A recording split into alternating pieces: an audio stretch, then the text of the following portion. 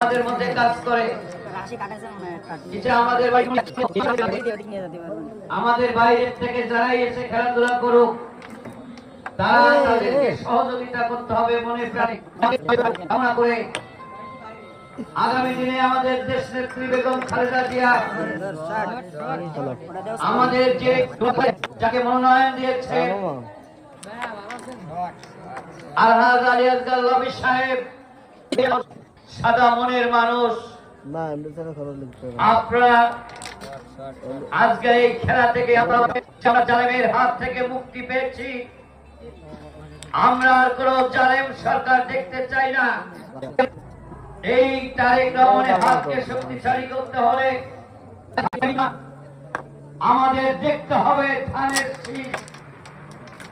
এই ধানের শীষ আজকে 18 বছর পরে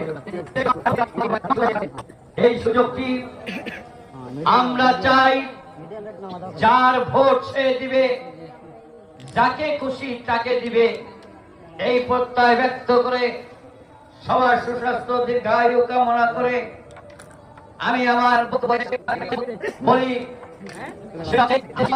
আমাদের মার্কা হচ্ছে ধানের শীষ।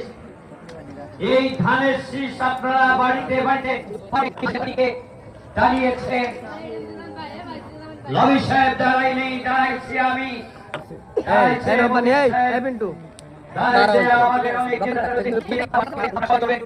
সবাইকে ধন্যবাদ জানিয়ে আগামী 12 ফেব্রুয়ারি বাংলাদেশে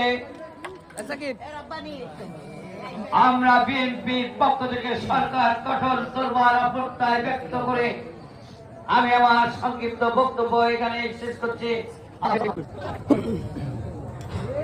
আমি ভলেন্টিয়ারদের দৃষ্টি আকর্ষণ করছি, তারা ছাড়া সবাই স্টেজের সামনে আসুন। অনুগ্রহ করব দ্রুত স্টেজের সামনে।